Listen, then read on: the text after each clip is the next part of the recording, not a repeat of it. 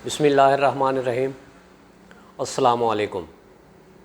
मैं हूं एडी नासिर और आप देख रहे हैं इज़्तिराब। हमारा आज का मौज़ूए गुफ्तगू है सैलाब की तबाहकारियाँ, हुकूमतों के कारनामे और हमारी ज़िम्मेदारियाँ। नेशनल डिज़ास्टर मैनेजमेंट अथॉरिटी की ताज़ा तरीन रिपोर्ट के मुताबिक 2022 के जो सैलाबी रेले हैं वो चाहे बारिशों की वजह से हैं या रोद कोयों की वजह से हैं या दरियाई पानी की वजह से हैं, उनमें अब तक तकरीबन 780 अमवात हो चुकी हैं और पूरे पाकिस्तान में 109 अज़ला मुतासर हुए हैं। फ़िलहाल सारे नुकसान का सही अंदाज़ा लगाना चूँकि मुमकिन नहीं है क्योंकि सैलाब की तबाहकारियाँ अभी जारी हैं, लेकिन एक इब्तदाई रिपोर्ट के मुताबिक 1,76,000 घर तबाह हो चुके हैं और 1,76,000 घराने अगर तबाह हुए हैं तो अंदाज़ा लगाया जा सकता है कि कम से कम 15 से 20 लाख लोग बेघर हुए होंगे।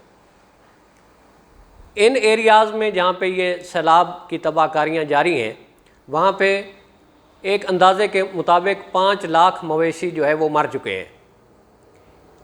सबसे ज़्यादा जो सूबा सैलाब में मुतासर हुआ है वो बलूचिस्तान है।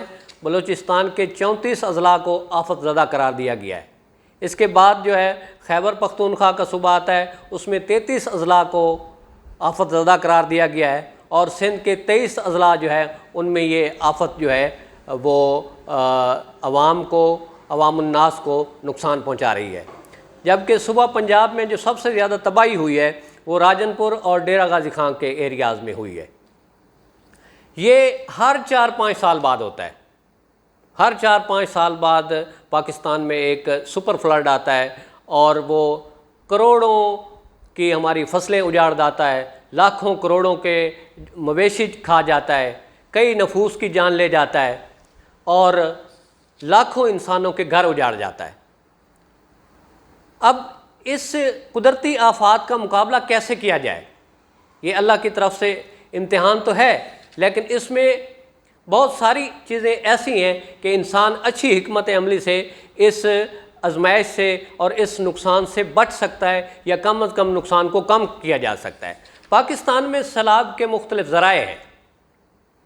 एक सैलाब जो है वो अर्बन फ्लडिंग है। ये अर्बन फ्लडिंग जो है ये ज़्यादातर बड़े बड़े शहर इससे मुतासर होते हैं। जैसे अक्सर आपने देखा होगा कि कराची में अर्बन फ्लडिंग का मसला हो जाता है, हैदराबाद में हो जाता है, कभी कभी लाहौर में हो जाता है। तो अर्बन फ्लडिंग की जो सबसे बड़ी वजह है वो हमारा सीवरेज का निज़ाम है।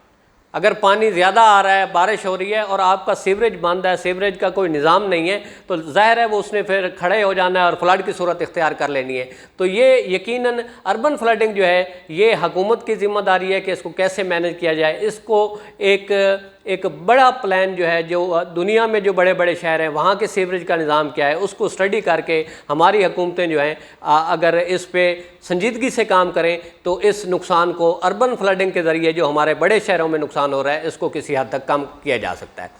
अर्बन फ्लडिंग के बाद एक मिलता जुलता जो है नुकसान फ्लड का वो सिंध के इंटीरियर जो अज़ला हैं उनमें होता है, जैसे टंडो मोहम्मद खां, हैदराबाद और सजावल, ठट्ठी, बदीन, साकरो, गारो, ये वो एरियाज़ हैं जो सेम ज़्यादा हैं जिनके नीचे पानी की सैचुरेशन हो चुकी है। अक्सर इन एरियाज़ में जब तेज़ बारिशें आती हैं, ज़्यादा देर बारिशें आती हैं तो वहाँ पे पानी खड़ा हो जाता है, वहाँ पे लोगों के घर गिर जाते हैं, जानवर मर जाते हैं, उनकी फसलें उजड़ जाती हैं। तो इन एरियाज़ की जो मैनेजमेंट है वो इस हिसाब से की जा सकती है कि जुलाई और अगस्त ये जो 2-3 महीने हैं ज़्यादा बारिशों के, उनमें जो आवाम की भी ज़िम्मेदारी है, जो लोग इन एरियाज़ में रह रहे हैं, कि वो इस चीज़ को एहसास करें। अक्सर ये देखा जाता है कि लोग अपना घर छोड़ने को तैयार नहीं होते, लेकिन जब आप ख़तरनाक जगह पर बैठे हैं, आप आपको पता है कि जुलाई अगस्त में बारिशें आनी हैं और ये फ्लड की सूरत हाल हो जानी है, तो आपको अल्टरनेट इंतज़ाम करना चाहिए। तो इसमें जो मकामी ज़िम्मेदार हैं वो भी अपनी ज़िम्मेदारी पूरी कर सकते हैं, अपना हिस्सा डाल सकते हैं। इन जो गरीब लोग हैं जो इन एरियाज़ में जिन्होंने रिहाइशें रखी हुई हैं, जिन्होंने फसलें लगाई हुई हैं, जानवर रखे हुए हैं, इनको अल्टरनेट जुलाई अगस्त के 2-3 महीनों में अल्टरनेट रिहाइश का इनका बंदोबस्त करें, इनके जानवरों के खड़े करने का बंदोबस्त हो, चारे का बंदोबस्त हो, तो इस नुकसान से किसी हद तक बचा जा सकता है। जो एक तीसरी किस्म फ्लडिंग की है पाकिस्तान में, जो अक्सर जो को सुलेमान और दरियाए सिंध के दरमियान जो पट्टी है, दरियाए सिंध से लेके को सुलेमान के दरमियान तकरीबन 50 किलोमीटर का फासला है ये। और अगर लंबाई के रुख आप देखें तो ये वहोवा, रमक, वहाँ से शुरू होके ये कश्मोर, डेरा मोड़ तक ये तकरीबन कोई 300 किलोमीटर का फासला बनता है। यानी 50 किलोमीटर इसकी चौड़ाई है और 300 किलोमीटर इसकी लंबाई है। ये सबसे शदीद जो मुतासर होते हैं इलाके इस जो रोद कोई को सुलेमान से जो पानी बारिशों का आता है, रोद कोई की सूरत में वो इन इलाकों में तबाही मचाता है, यहाँ फसलें उजाड़ देता है, घर ख़त्म कर देता है, लोगों की ज़िंदगियाँ तबाह हो जाती हैं। तो ये जो एरिया है इसमें 2-3-4 बहुत बड़े नाले हैं, जैसे एक सांगड़ है, एक वाह के नाम से एक नाला है जो बहुत बड़े, इनमें 1.5-2 लाख क्यूसेक तक का पानी भी जो है वो एक वक्त में गुजरता है। अब जब ये पानी बिफरता है तो फिर ये गिरद पेश में फैल जाता है और वहाँ ये तबाही मचाता है। यहाँ पे पहले भी सर्वेज हो चुके हैं, पहले भी लोगों ने जो माहिरीन थे उन्होंने यही राय दी कि यहाँ पे छोटे छोटे डैम बनाने की कोशिश की जा सकती है। यहाँ पे जो दरिया सिंध और को सुलेमान का दरमियानी एरिया है, वहाँ पे जो बड़े नाले हैं जिनमें रोद कोइयाँ आती हैं और उन रोद कोइयों की वजह से नुकसान पहुँचता है, जैसे ये अब मंगड़ोठा और तौसा का नुकसान हुआ है, ये सांगड़ नदी का पानी था जिसने ये सारा नुकसान किया है। तो ये इनके जो सूटेबल जगह है वहाँ पे अगर हम डैम बना लें, हुकूमत पाकिस्तान को डैम बनाने की कोशिश करें, तो वहाँ पे एक तो पानी का ज़ख़ीरा हमारे पास हो जाएगा कि जब आप मार्च, अप्रैल, मई तक वहाँ पे यानी कि मौत बढ़ रही होती है पानी ना होने की वजह से, और जैसे जुलाई अगस्त शुरू होता है वहाँ पे इतनी बारिशें शुरू हो जाती हैं कि वही पानी फिर दोबारा इंसानों के लिए, जानवरों के लिए मौत बन के आ जाता है। और पाकिस्तान में जो एक सबसे ज़्यादा बड़ा जो फ्लड का जो ज़रिया है वो दरियाई पानी है। इसमें हमारे जो 5 दरिया हैं उसमें 2 दरिया तो तकरीबन खुश्क हो चुके हैं, कभी कभी उनमें पानी आता है जब ओवरफ्लो हो रहा होता है, सतलुज और ब्यास।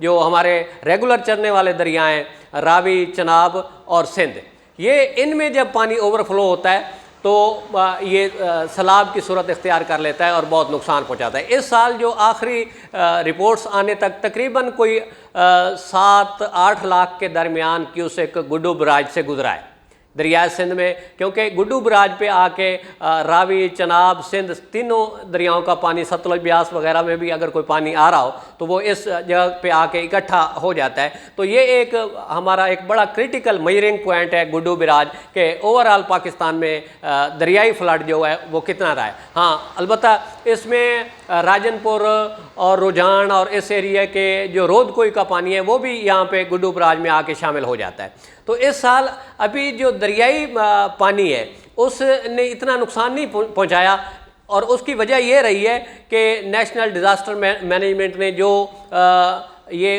अथॉरिटी कैंप भी 2010 का जो सुपर फ्लड बना था, आया था, उसके बाद ये अथॉरिटी कैंप की गई और उन्होंने फ्लड बंद जो है उनको रिपेयर करने में और नए बंद बनाने में खासी मेहनत की है। तो अब हमारा जो दरियाई बेल्ट है ये 5-6-7 लाख 6 लाख क्यूसेक तक का पानी भी गुजार सकता है। उसमें एक जो उन लोगों का ज़रूर नुकसान हुआ है जो दरिया के पेट में जाके बैठ गए हैं, वहाँ पे फसलें लगाई हुई हैं, जानवर रखे हुए हैं, घर बनाए हुए हैं। जो दरिया सिंध का पेट है कम से कम 15-20 किलोमीटर उसको चाहिए, लाजमी चाहिए उसको, मतलब है अपने पानी के फ़्लो के लिए। और जब फ्लड ज़्यादा हो जाता है तो ये रेडियस जो है 30 किलोमीटर तक भी बढ़ जाता है। अगर आप लेफ़्ट बैंक दरिया सिंध का देखें, जैसे चाचड़ा है, चाचड़ा और कोट मिठन के दरमियान 20-25-30 किलोमीटर तक के एरिया में पानी फ़्लो करता है। इस साल जो है दरियाए सिंध के पानी ने उतना नुकसान नहीं पहुंचाया जितना पहले होता है। उसकी वजह यह है कि नेशनल डिज़ास्टर मैनेजमेंट और हुकूमती इदारों ने किसी हद तक फ्लड बंद जो हैं उनकी रिपेयरिंग